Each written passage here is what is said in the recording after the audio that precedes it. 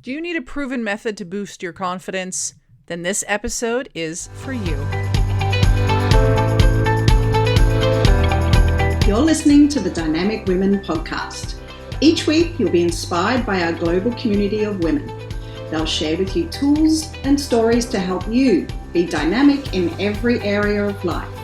Here's your host, award-winning coach, and the CEO and founder of Dynamic Women, Diane Rolston.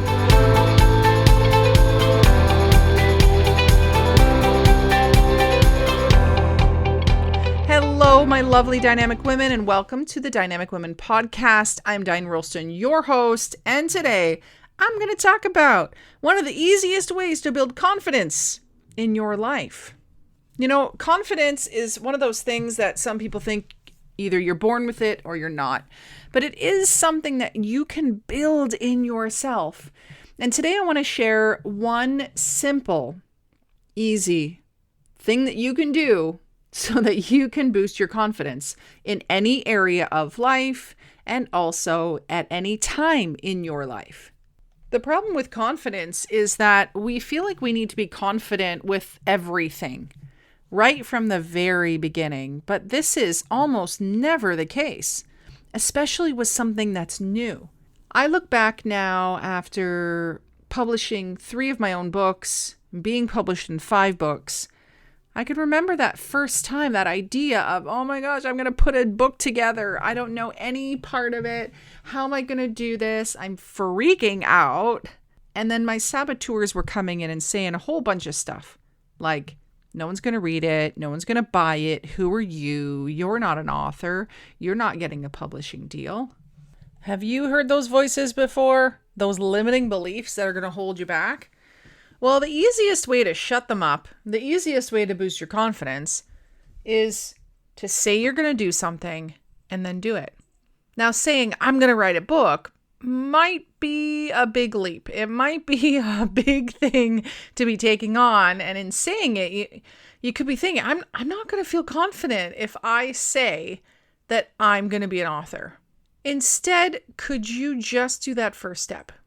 Now, what would be the first step to writing a book? Sit with that for a minute. What would it be? Would it be coming up with your message? Figuring out if it's fiction or nonfiction? Coming up with the title of the book? Do you think that you could figure out that one first step and then do it? So let's say that you were going to write a book and that first step was to come up with what would you write about. How long do you think it would take you to figure that out? Maybe a half hour of asking yourself some questions. Maybe you already have it off the top of your head. Now, what if that was the first task that you had to do towards the goal of writing your own book? So I need to come up with the topic, or I need to come up with my main message, or I need to decide whether this is fiction or nonfiction. If that is something that you 150% could do, then you do it. Then you say that you'll do it, you commit to doing it, and then you actually do it. This is how you build confidence. Now, if you think, oh man, I don't know what my book would be about. How could you figure that out then? Let's break this down even smaller than that. How could you figure that out? Could you talk with a coach? Yep. Could you talk with a book publisher? Mm-hmm. Could you ask clients or customers or family or friends what they'd like to read about from you? Yep. Could you go out there and look at what other topics are and see what would be of interest to you? Mm-hmm.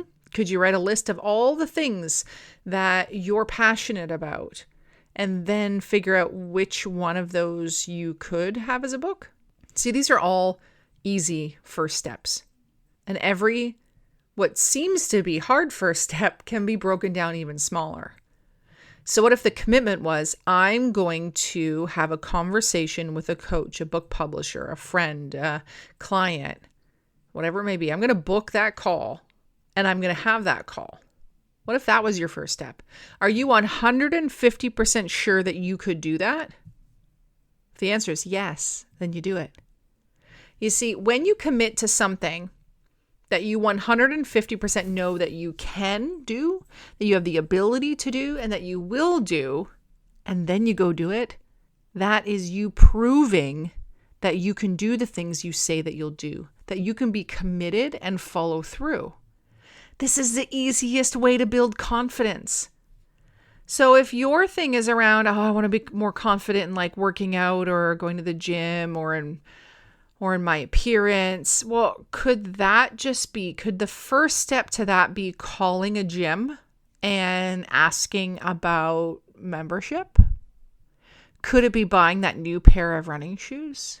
See, every step, though this is not you at the gym, though this is not you working out, though this is not you fully confident at the gym, just doing this first step, this small first step, saying you'll do it, actually following through and doing it and having the result, this will build your confidence.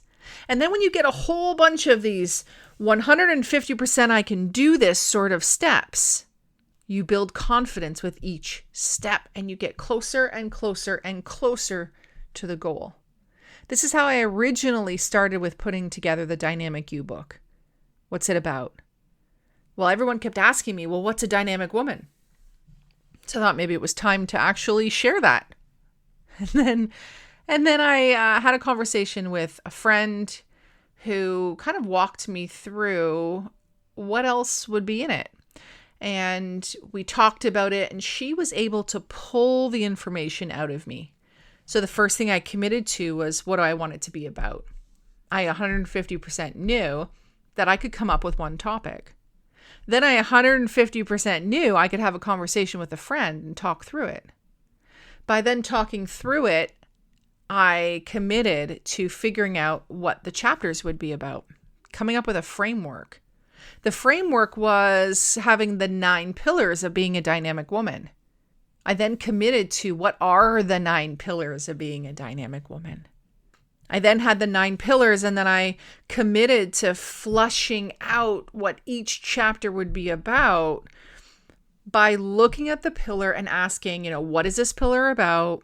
When you don't have this pillar, how does that affect you? How can you benefit from putting this pillar into play? And what's the implementation or the challenge that I would give my clients? So I never just took on the idea of, I'm going to write a book and I'm going to write it in the next 90 days. But the thing is, that's what ended up happening. Because all I did was I committed to what is the next step that I 150% can do. And what happens not only is that you build confidence by doing, but then you feel more confident to take on bigger things that push your boundaries, different steps, different tasks that you never would have thought of doing before. I would have never thought of posting my own book and publishing it on Amazon. Would never have then thought to do a collaborative book and welcome in 52 women so that I could share their story. If you told me all that on day one, I wouldn't have believed it. I would have been freaked out. I would have thought, how can I ever do that? And now the cool thing is, I'm so confident about putting out books that I'm like, oh yeah, I could do it in a couple of weeks if I wanted to. I can help other people with it. But I never started that way. Taking off the pressure of knowing every single step, every single piece, and having to be ready for each of those pieces on day one helps to build your confidence. Because all you got to do is know what the next step is or the first step is, be 150% confident that you can do it, and then follow through. So I ask you now, what area of life do you need to boost your confidence in? Is it dating? Then the first step is maybe just telling people around you that you're going to start dating. Or maybe it's writing a list of what you're looking for. Maybe it's having a vision of what they're going to be like. If you are wanting to build confidence in your eating, could you figure out how you want to eat? Could you figure out what method you want to use to actually learn it?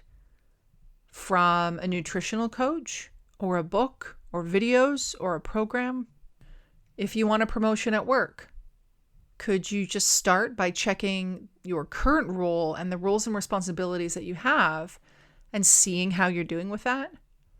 Could you start by interviewing someone who's in the ideal position that you're looking to have?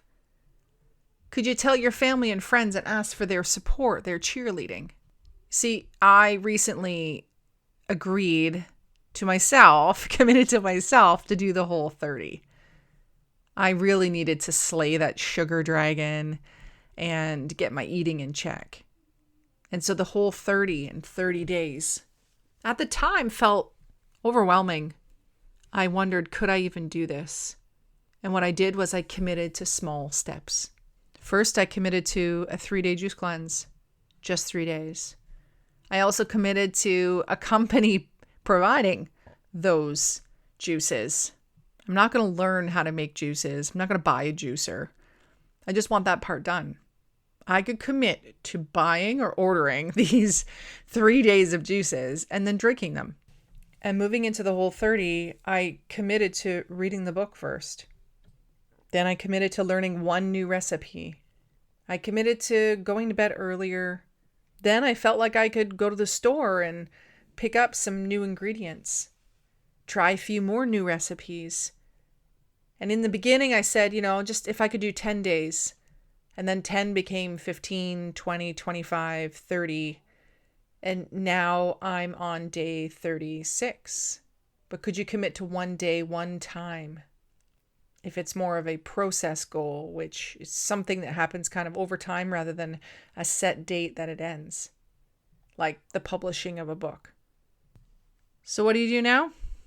Figure out something that you want to accomplish and ask yourself, what is the smallest first step that I could possibly take that I 150% believe that I can achieve? And then go do it. And you'll start to see, wow, I was able to do that. Wow, I was able to accomplish. And your confidence increases. And then the next step will increase in its level of difficulty. You got this. You can do it. And when you apply this, you let me know how it goes.